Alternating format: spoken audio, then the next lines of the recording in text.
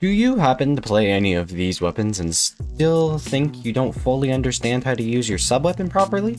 Well, you're in luck, because I do know how to use the curling bomb and will now share my knowledge with you. Also, a lot of this applies to fizzy bomb as well, since fizzy bomb is basically just a better version of curling. Also, this was made in version 5.0, so if curling ever gets buffed, check the pinned comment. So to start with tips that work for all weapons with curling bomb and fizzy bomb, these subs are great when you're just in a dire situation and just need to paint your feet. This is especially useful on weapons that don't paint their feet very quickly, like the roller and the heavy edit splatling. But do keep in mind that curling bomb is more expensive than every other paint your feet sub weapon. No beacon does not count, since it is 70% of your ink tank. That's more expensive than fizzy bomb for some reason. So if you are used to other feet painting sub weapons, it might take a bit to get used to using this one. Now let's talk about how you use the curling for more aggressive weapons that actually like the sub weapon, like the Splat Roller, the Sploosh-O-Matic, the Paintbrush, the Clash Neo. And for the fizzy weapons, you have the Tri-Slosher Nouveau and the Luna Blaster Neo. Every other weapon with curling and fizzy as of version 5.0 aren't nearly as aggressive normally. Unless you're feeling really freaky that day and want to play the ballpoint splatling like a roller, which by all means, if you feel it, go for it.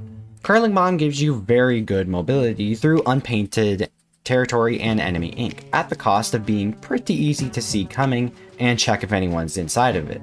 And also it's 70% of your ink tank. Now what this means is, and this is very important for you sploosh players, you can't just immediately follow every curling bomb you throw out because, well, you'll probably just die. You can sometimes, but instead what you're supposed to do is throw a curling bomb and then just observe what the enemy does.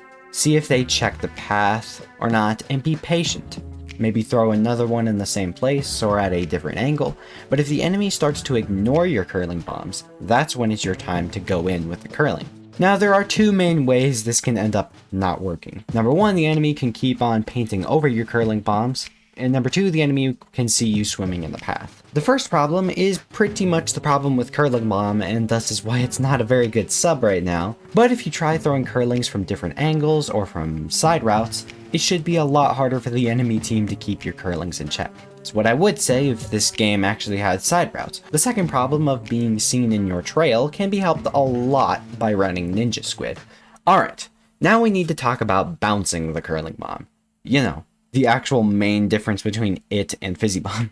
If you've played Blob Blobber, Line Marker, or maybe even both simultaneously, you should be pretty familiar with how things bounce off of walls. Now, even if you have played Blob Deco, there are still spots that you may have not considered for bounce spots before. This is because while Blob lobs its blob over small rims like these, and Dart, well, goes into the skybox, curling bomb can bounce off these small types of rims, and it opens up a ton of angles where you can throw curling from without looking directly at where you want to go, which can be really useful for getting behind the enemy and getting in crucial positions where you like to take space. You might think that these small ledges or rims are on every stage. Not so, and that's pretty much everything you need to know about the curling bomb. Okay, fine, let's talk about cooking the curling bomb. Hey, did you know this thing is a timer?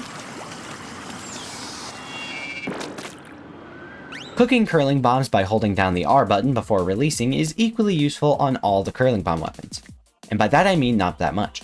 You see, despite the name, curling bombs are not used as bombs, pretty much at all, because the lethal radius is really tiny and curling bombs are very linear and easy to see coming. But you see, you can increase the blast radius and shorten the range by cooking the bomb. But this takes so long to charge up that it's pretty much just as linear and easy to avoid, that you're pretty much only going to annoy the slowest of weapons by throwing curlings at them, like Hydra Splatlings. Now you can get the curling bomb in a bit more areas by bouncing it off of walls, and will be a bit easier to catch people off guard with it since they won't be staring right at the bomb while it approaches them, but still you're much better off being the lethal part of the curling bomb yourself. Still, with all of this said, there is one use for cooking curling that isn't completely useless. You can cook the bomb above a ledge, just enough that it'll explode right under the ledge as it falls off of it. This pretty much completely bypasses curling bomb being predictable since, well, you can't even see it till it's too late. But you can still hear it.